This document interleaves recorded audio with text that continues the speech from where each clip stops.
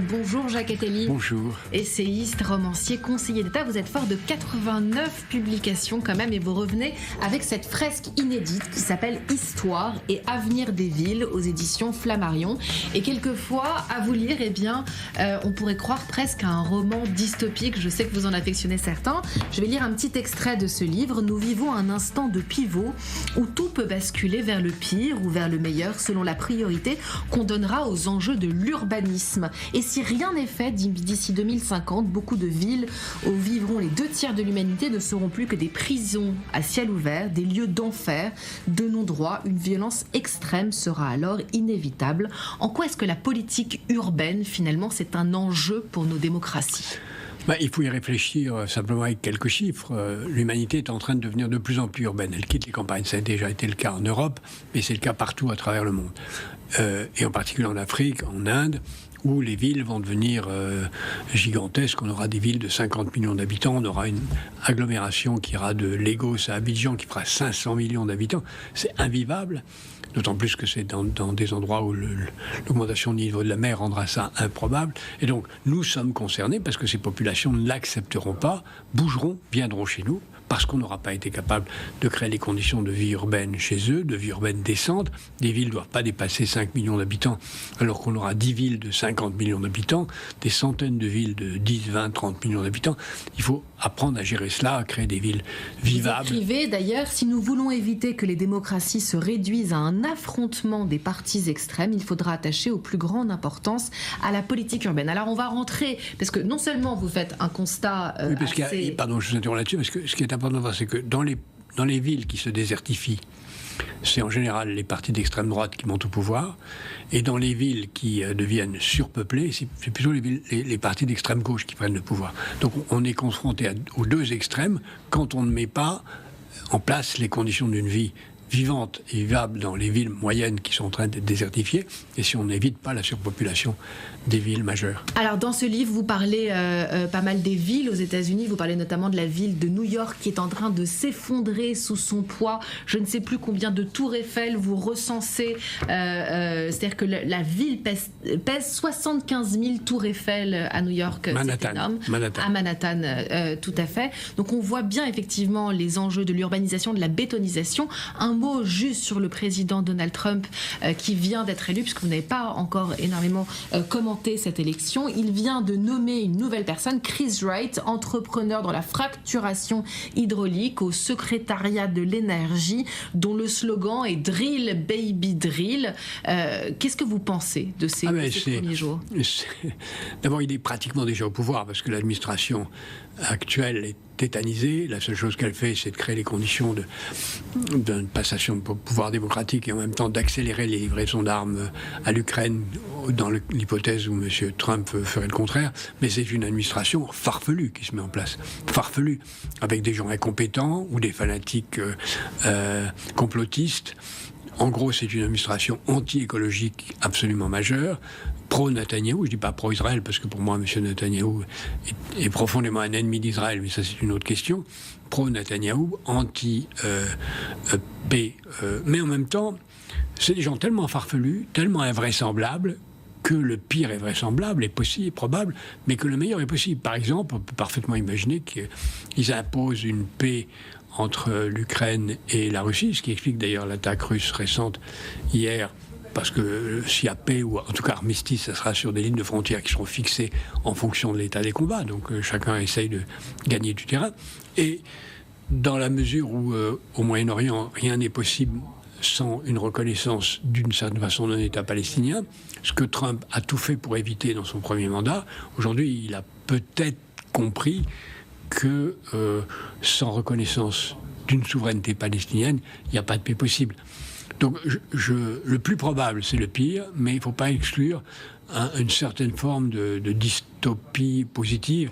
Après tout, c'est souvent les gens de droite qui font la paix parce qu'ils sont capables de faire taire leurs propres partenaires, plus que les gens de gauche qui sont ensuite accusé de trahison par ceux à qui on impose la paix. En tout cas, d'avoir une forme de pragmatisme, on peut le dire. Voilà. En tout cas, on entend bien dans vos mots que c'est une bascule. Ça peut être tout ou rien, quitte au double, mais en tout cas que c'est assez imprédictible. Oui, c'est des gens imprévisibles, totalement imprévisibles. Monsieur Musk, qui va être défenseur de la voiture électrique dans un gouvernement qui veut développer le pétrole. Son adjoint ou acolyte qui passe son temps à dire que le réchauffement climatique est une farce. C'est absolument n'importe quoi. Qu'est-ce qu'ils peuvent faire en 4 ans? Qu'est-ce qu'ils peuvent faire pour les États-Unis? Ils peuvent tout casser. Ils peuvent tout casser. Ils peuvent certainement tout casser en termes de réchauffement climatique et pendant un certain temps. Ils peuvent casser l'appareil administratif américain. Ils ont décidé d'abolir l'éducation nationale. Alors, l'éducation nationale, c'est pas comme en France, c'est un tout petit ministère en fait, parce que c'est local, réservé aux États. Mais ils ont dit qu'ils allaient mettre l'armée au service de la défense des frontières, ce qui est contraire à une loi très importante de 1868 qui interdit, comme dans d'autres pays, en particulier en France, à l'armée d'agir sur le territoire national. Donc ils peuvent véritablement créer... Si on prend le scénario du pire, c'est une dictature qui se met en place. Si on prend le scénario pragmatique, parce qu'il a tous les pouvoirs, Sénat, Congrès, Chambre des représentants et Cour suprême, c'est une dictature farfelue. Voilà. Le pire, c'est une dictature farfelue. Le meilleur, c'est un gouvernement comique qui prendra des décisions inapplicables et qu'on oubliera après un certain temps. Ils peuvent aussi faire le choix de lâcher l'Europe, et c'est-à-dire... Ah, ça c'est certain. Ça c'est pas... Ils le feront. L'Europe ne les intéresse pas, tous les ministres ne connaissent pas l'Europe, ça ne les intéresse pas. La seule chose qui les intéresse, c'est protéger les frontières et se battre contre la Chine, pour d'ailleurs justifier les dépenses militaires. Il faut bien un ennemi pour justifier les dépenses militaires, donc l'ennemi principal c'est la Chine, et donc nous sommes seuls. La vraie conclusion pour nous, Européens, c'est nous sommes seuls. Est-ce que c'est une chance ? Ça fait tellement longtemps qu'on devrait savoir que nous sommes seuls et qu'il faut créer les conditions d'une Union européenne plus forte, en particulier militaire et industrielle, que j'espère qu'on sera entendu. Malheureusement, ça a bien un moment où le président français est relativement affaibli, où il n'y a pas de gouvernement allemand. Donc, mis à part la Banque centrale et la Commission européenne, il n'y a pas de pouvoir européen. Et M. Trump ne connaît qu'un homme en Europe, c'est le Premier ministre hongrois. Donc ça ne nous aide pas. Dernière question, en ce moment même, une attaque massive est en cours en Ukraine. On parle vraiment d'une attaque assez inédite qui aurait déjà détruit énormément d'infrastructures énergétiques, c'est-à-dire que Vladimir Poutine va attaquer l'Ukraine alors que la paix est sur toutes les lèvres. À votre avis, quelle est sa stratégie ? Chaque hiver, il crée les conditions pour que ça ne fonctionne pas et que les gens aient très froid et renoncent. C'est fantastique de voir les Ukrainiens résister avec les armes qu'on leur envoie, qu'ils estiment insuffisantes. Donc là, chacun va essayer de faire bouger les frontières pour que s'il y a un armistice, ça soit plus favorable à sa cause. Voilà, c'est ça qui se passe. Je ne pense pas qu'il y aura un effondrement du gouvernement ukrainien dans les 2 mois qui restent avant le changement de président. Je ne pense pas, mais rien n'est impossible. Et je pense qu'on va avoir un armistice au printemps. Vous dites armistice, vous dites pas paix ? Non, c'est pas possible. Les Ukrainiens ne peuvent pas accepter une paix qui les priverait de leur territoire, d'une partie de leur territoire. Ils peuvent se résigner à un armistice, mais rien de plus. Quel est le danger justement d'un Minsk 3 comme ça ? C'est que ça revienne après. C'est comme un ballon qu'on essaye d'enfoncer au fond d'une piscine, il finit toujours par ressurgir. On en vient donc à votre livre et à ce chiffre, 56% de la population mondiale, 4 milliards d'habitants en ville. Ce pourcentage pourrait atteindre 68% en 2050. Selon l'ONU, la ville est partout, c'est-à-dire qu'elle s'étend. On va voir des images d'une mégalopole qui se situe entre Lagos au Nigeria et Abidjan en Côte d'Ivoire. Une immense zone urbaine qui est en train de se développer. C'est-à-dire que la ville est infinie. Elle prend 3 territoires, le Bénin, le Ghana et le Togo qui sont sur sa route. 500 millions d'habitants devraient y vivre, alors même que, vous l'avez dit en début d'entretien, eh bien, cette ville, cette mégalopole est menacée par les eaux. Comment est-ce qu'on pense les défis d'une telle mégalopole ? On ne les pense pas. Tout simplement, aujourd'hui, on ne les pense pas. Comme d'ailleurs, on n'a pas pensé à ce qui est arrivé à Valence, ou très peu pensé à ce qui est arrivé dans le nord de la France. On n'y pense pas. Alors qu'il est évident qu'il faudrait aujourd'hui éviter cette catastrophe, éviter que des gens s'entassent sur des côtes qui seront invivables, et donc construire des villes de 4-5 millions d'habitants à l'intérieur des terres, pour les rendre vivables, et des villes qui ne soient pas construites sur des zones qui nuiraient à la biodiversité. Donc c'est très difficile, mais ça se conçoit, si ça se pense. C'est pour ça qu'on est toujours pris, on en a parlé au début, par l'actualité, mais on oublie l'essentiel, c'est que l'important, c'est pas l'urgent. L'important, c'est aujourd'hui, qu'est-ce qu'on fait pour ces villes, qu'est-ce qu'on fait pour nous, pour nos villes côtières. Qu'est-ce qu'on fait pour celle-là, ou qu'est-ce qu'on fait au Pakistan qui a été envahi. Donc le grand projet de l'Afrique devrait être le déplacement des villes côtières vers l'intérieur sans remettre en cause la diversité, la biodiversité. C'est ça l'enjeu. C'est possible. Il y a des pays qui l'ont tenté, qui sont en train de le faire à leur façon.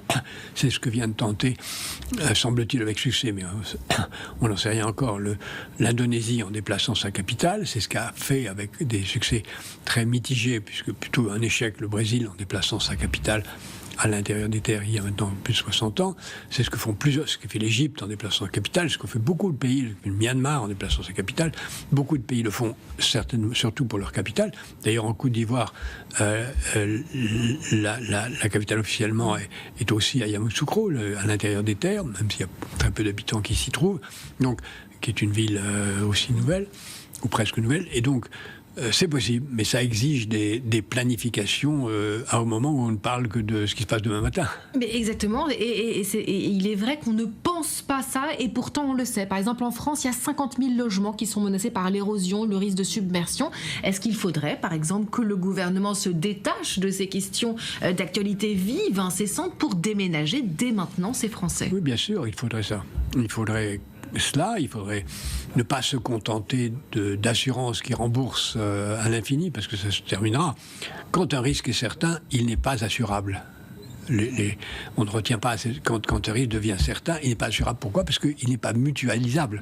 On ne peut pas partager un risque qui est certain d'arriver entre des gens, alors qu'il va arriver pour tous. Donc l'assurance ne va bientôt plus être la réponse. Donc il n'y a pas d'autre réponse que, premièrement, lutter contre le réchauffement climatique, qui est la cause du mouvement des côtes, autant qu'il est possible. Et après tout, on peut encore espérer maintenir à 2,5 degrés qui réduirait la hausse de la mer, mais on est sur un rythme de 3,5 à 4 aujourd'hui, donc la catastrophe est pratiquement certaine, ou déplacer. Et c'est un enjeu passionnant, parce que refaire des villes nouvelles avec tous les enjeux et les capacités de la réussite. Il y a des villes extraordinaires qui ont très bien réussi. Il y a des villes formidables qui ont apporté des innovations urbanistiques extraordinaires en Europe du Nord, même en Amérique latine, même aux États-Unis, où des villes ont réussi à... Et il y a des villes qui sont en train de mourir quasiment en France, justement, avec le déclin démographique en Occident, la désertification des campagnes, des villes qui sont comme des cités dortoirs privées de services publics. Justement, c'est dur, parce que de temps en temps, on a l'impression justement qu'il faut déplacer dans certaines villes, ou que la ville est le problème, justement. Comment est-ce qu'on arrive à concilier ces deux enjeux ? C'est très spécifique. Ça exige d'abord une grande connaissance de ce qui se passe. C'est pour ça que j'ai voulu, dans ce livre, rassembler non seulement l'histoire, depuis la création des villes il y a 6000 ans, jusqu'à après-demain, et montrer qu'il y a à travers le monde des expériences formidables, des choses extraordinaires, des réussites extraordinaires, des moyens techniques, technologiques, sociologiques de faire des villes réussies. On peut faire des villes ayant des logements de haut niveau, comme à Vienne, des villes sans encombrement comme Amsterdam ou Oslo.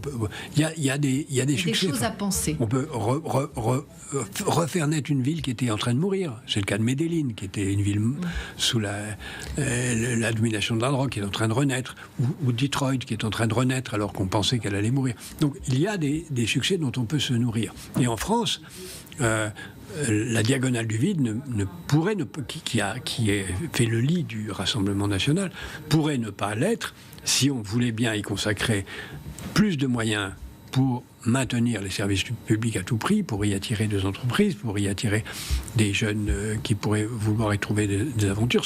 C'est un projet formidable. Mais avant, il existait une structure qu'on appelait la délégation à l'aménagement du territoire, qui était chargée de ça, qui a disparu depuis quelques décennies. Et cette outils de planification manquent terriblement.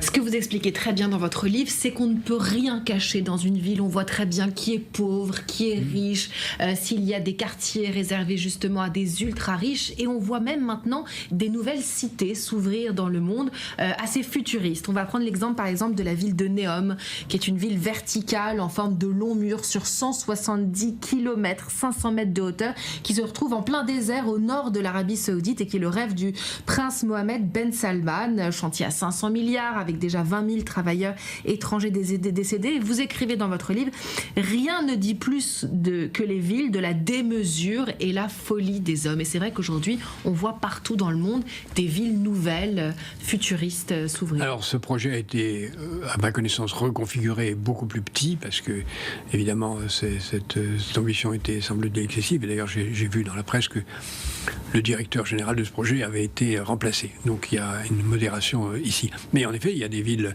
folles. Il y a l'idée de riches qui rêvent de partir dans l'espace. Il y a des villes flottantes pour riches qui sont en train de se construire. Il y a des quartiers ou des villes qui sont bunkérisées pour les riches. Et il y a l'idée d'une accentuation de la séparation entre les riches et les pauvres, on laissera les pauvres. Il ne faut pas oublier qu'il y a aujourd'hui plus d'1 milliard de personnes dans des bidonvilles et 300 millions qui sont sans logement. 300 millions sans logement. Il ne faut pas oublier que si on gère bien une ville en termes de courant d'air et en termes de biodiversité, la température urbaine peut être 8 degrés inférieure à la température extérieure. Alors que si on la laisse sans aucune pensée de ce genre, essayer de vivre dans une hutte en béton et en toit de zinc, c'est l'enfer. Donc tout est possible avec des techniques d'aménagement et aujourd'hui on sait le faire. Et il faudrait peut-être s'inspirer de la nature, d'ailleurs, voilà. Des ruches, des fourmilières. Exactement. Je prends l'exemple de ce qui s'est fait actuellement au Kenya, où des villes, des immeubles qui imitent la nature sont extraordinairement efficaces. Mais il y a des vieilles techniques. On retrouve des vieilles techniques pensées en Inde, 7 siècles avant notre ère, en Perse, avec des tours creuses qui permettent à l'air de s'évacuer. C'est des vieilles techniques qu'on peut retrouver et que certains architectes sont en train de retrouver. Ce qu'on voit bien dans votre livre, c'est que les villes peuvent être des endroits de solitude ou au contraire d'animation, de sommet de civilisation, mais vous écrivez qu'un des principaux ennemis de la ville, c'est l'absence d'empathie. Pourquoi ? Oui, parce que si la ville ne s'intéresse pas aux autres, si elle a une juxtaposition de services pour chacun, c'est l'enfer. La plupart des villes, pendant très longtemps, ne sont pas intéressées aux handicapés, aux enfants et aux femmes. Il y a très peu de villes qui se sont donné une politique pour les femmes. C'est le cas de Vienne, par exemple, qui l'a fait, mais ce n'est pas le cas de la plupart des villes indiennes où il y a un enfer de vie des femmes. Donc, de même, penser une ville pour les enfants, ça existe des choses particulières. Pour les handicapés, on le sait, et Paris en souffre encore, comme beaucoup de villes françaises, de l'absence d'équipement nécessaire. Donc, l'absence d'empathie crée des villes qui sont tout naturellement des jungles, où les plus riches s'isolent et où les plus pauvres vivent l'enfer. De longs trajets de transport pour aller au travail, de longs trajets pour revenir, pas d'équipement public, pas de bibliothèque, pas de cinéma, pas de théâtre. Une ville qui est en train de réussir de ce point de vue, c'est Tokyo, qui, dans un pays qui vieillit, dans une ville immense, puisque c'est aujourd'hui encore la plus grande ville du monde, elle a réussi à être, dans une ville très, très difficile, puisque c'est un tremblement de terre très fréquent, à être une juxtaposition de villes qui sont les unes à côté des autres et où les gens, même s'ils peuvent se déplacer à travers toute la ville, ont tout à peu près à 20 minutes, une demi-heure. Et ça, c'est effectivement, on peut se dire qu'il fait bon vivre, justement, quand en tout cas dans une ville, on arrive à être ensemble. Merci infiniment, en tout cas, de penser ces enjeux de demain, histoire et avenir des villes. C'est à lire aux éditions Flammarion et c'est passionnant.